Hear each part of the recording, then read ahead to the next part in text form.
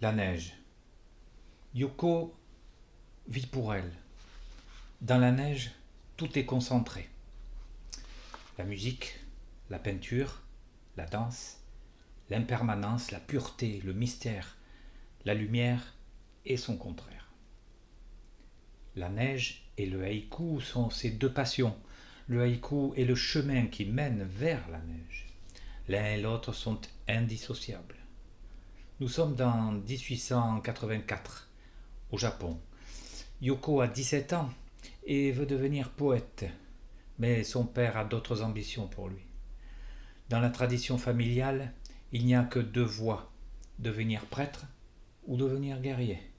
Son destin semble tracé. Pourtant, l'écrivain est d'abord un dissident, celui qui dit non à la version du monde que la société voudrait lui imposer. Le poète est celui qui développe un regard singulier, et c'est ce regard qui l'offrira au monde.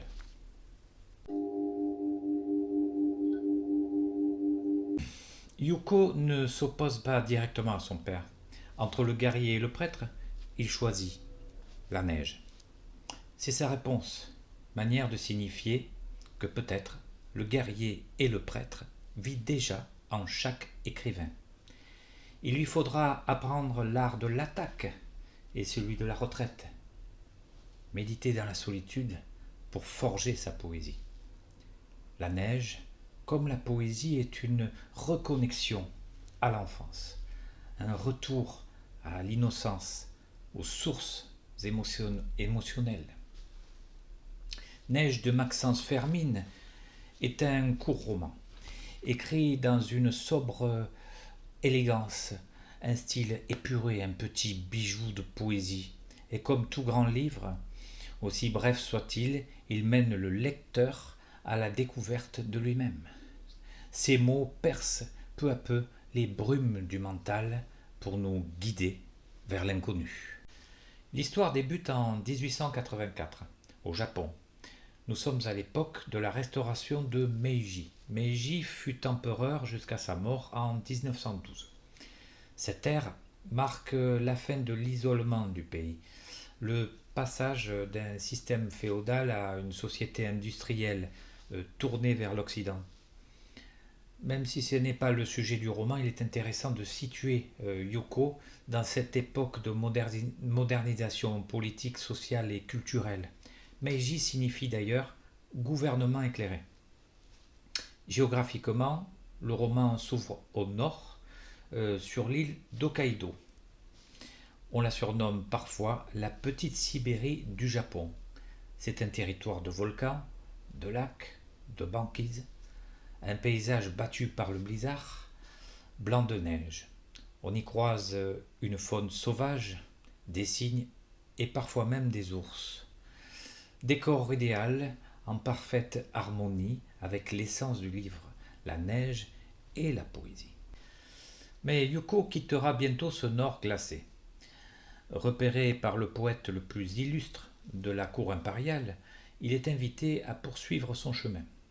Cet artiste est fasciné par son talent, mais il lui reproche une chose, ses poèmes sont trop blancs, trop immaculés.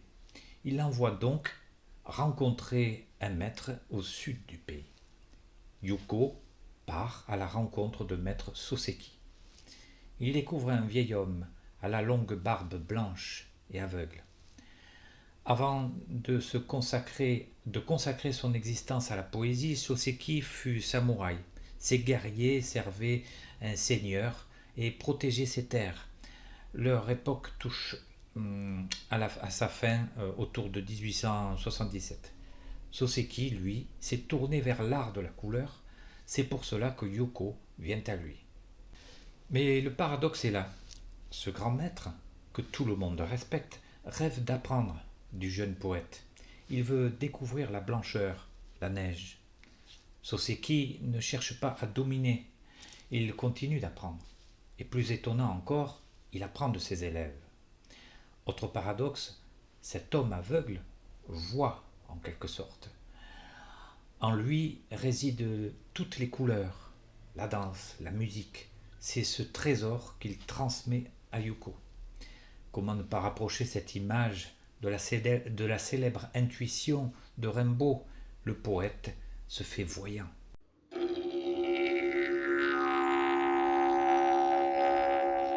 Le roman commence par un haïku et se termine par un haïku, comme une boucle qui se ferme.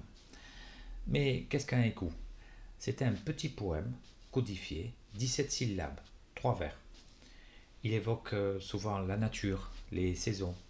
On attribue généralement la paternité de cette forme à Basho, poète du XVIIe siècle. Issu d'une famille de samouraïs, il délaisse les armes pour le pinceau. Dans son étroit chemin du fond, il cherche l'abîme des choses. S'éloigner du monde, se reconnecter à l'âme, par le prisme du bouddhisme, il tente de saisir l'essence, de pénétrer l'ouvrage céleste de la création.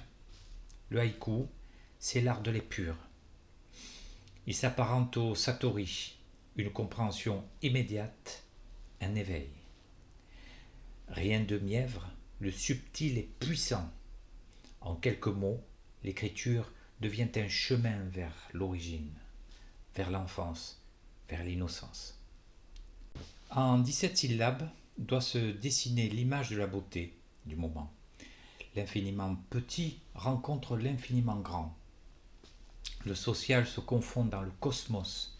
L'éphémère en 3 vers se relie à l'éternité.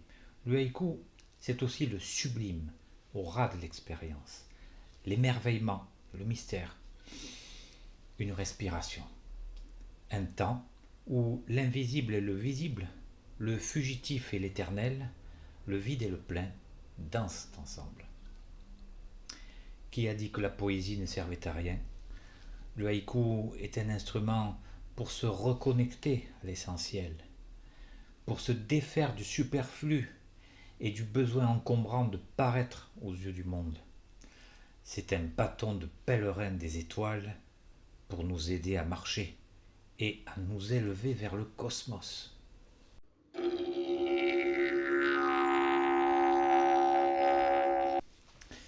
Le haïku n'est pas seulement une forme poétique, c'est un art de vivre. D'autres thèmes traversent neige, mais je ne vous ai révélé ici qu'une partie de l'histoire. Elle est si belle qu'il serait dommage de vous en dire davantage. Si vous désirez prolonger l'aventure dans le Japon traditionnel, je vous invite à découvrir l'anthologie du poème court japonais aux éditions NRF, Gallimard. Puis aussi un ouvrage, un échange avec Amélie Nothomb, Le Japon éternel, un ouvrage magnifiquement illustré, passionnant. Pour conclure, et pour donner envie de lire ou de relire Neige de Maxence Fermine, je voudrais partager avec vous quelques haïkus sublimes que j'ai choisis.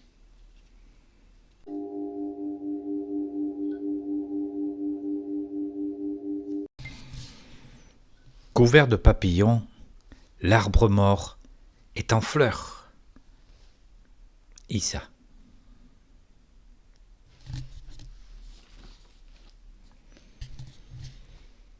Devant l'éclair, sublime est celui qui ne sait rien.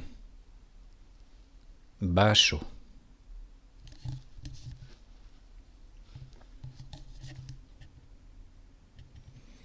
Aux admirateurs de la lune, les nuages, parfois, offrent une pause.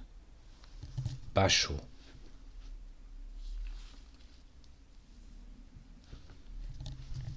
Sur l'œillet, un papillon blanc ou une âme égarée. Shiki.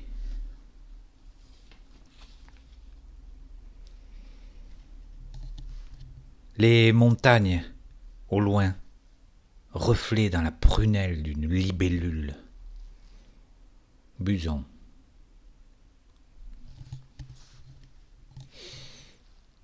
Connais-tu le secret?